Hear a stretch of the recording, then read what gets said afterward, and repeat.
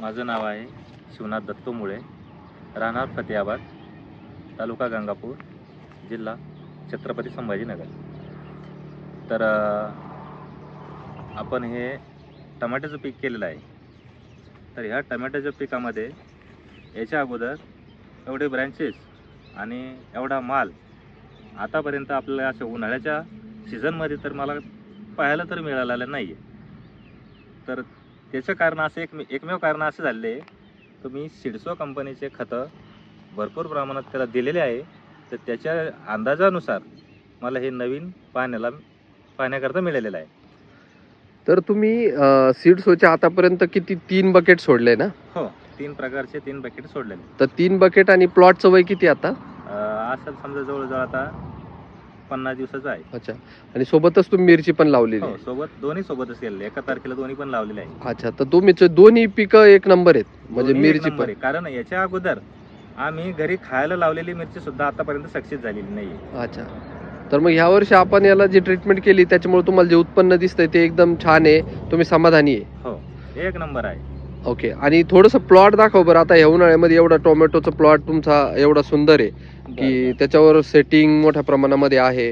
हा, भरपूर आहे ना. म्हणजे एका बंचला जवळपास 7-7, 8-8 फळं आहेत. हो, आहेत ना. हे काय आणि वरती पण वरपर्यंत सेटिंग आहे मोठ्या प्रमाणामध्ये. भरपूर सेटिंग आहे.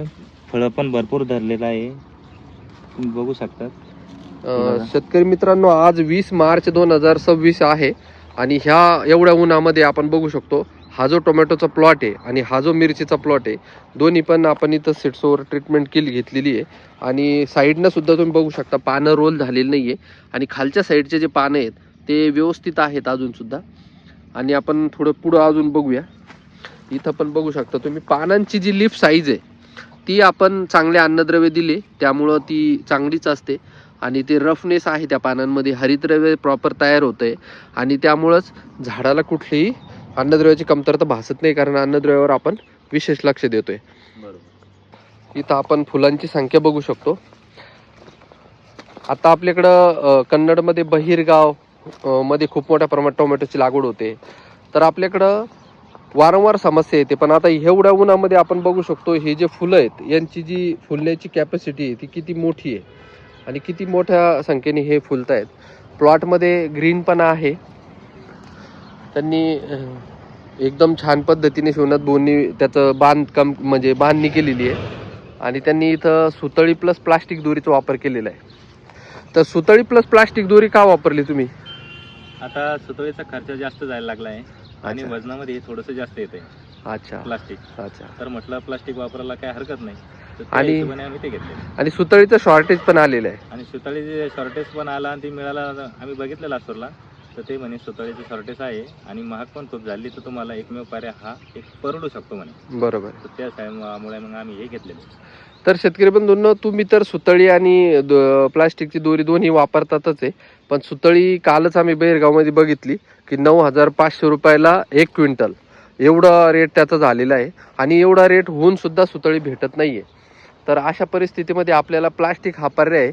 पण टोमॅटो बागायतदारांनी जर सुतळी भेटत असेल कुठं तर आत्ताच घेऊन टाकायला काही अडचण नाही आहे. कारण सुतळी जर तुम्ही आत्ता घेऊन टाकली तर आपल्याला येणाऱ्या सीझनमध्ये जर समजा युद्धजन्य परिस्थितीमुळे नाही भेटलं तरी आपल्याला सुतळीचा वापर करता येईल. अजून आपण पुढे जाऊया. तर अशा पद्धतीने शिवनाथ भाऊंचा खूप छान असा टोमॅटोचा प्लॉट बसलेला आहे. अजूनही प्लॉटमध्ये शिवनाथ भाऊ इथं तुम्हाला काही आता पंक्चर होणे, टोमॅटोचं फळ किंवा पाकळी काही जाणवतंय का? अजून सध्या तरी एकदा पण नाही दिसलंय.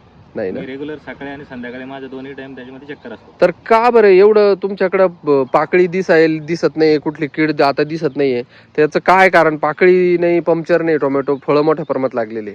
त्याचं कारण तुम्ही सांगितल्याप्रमाणे जे काय असेल औषधी, तुम्ही सांगितल्याप्रमाणे खतं, ते सगळं तुमच्या नियोजन पद्धतीने आम्ही यावर्षी वेळच्या वेळी तुम्ही घेतलं आणि केलं. काही आम्हाला असं जर वाटलं तर आम्ही तुम्हाला कॉल करतो. बरोबर. तुम्ही लगेच आम्हाला ते का फवारणी का कन्फर्म करतात. आम्ही दुकानदाराकडे जाऊन ती फवारणी घेऊ आणि लगेच त्याच्यावर फवारतो. बरोबर. तर इतर शेतकऱ्यांना तुम्ही काय सांगाल, 1 वाक्यात 2 वाक्यात? माझं तर म्हणणं असं आहे की बा त्यांनी घ्यायला पाहिजे, वापरायला पाहिजे. हे सिडसो कंपनीचे जे नवीन जे आलेले प्रॉडक्ट आहे तर हे एकदम खासच रिझल्ट धन्यवाद. चला ठीक आहे, धन्यवाद.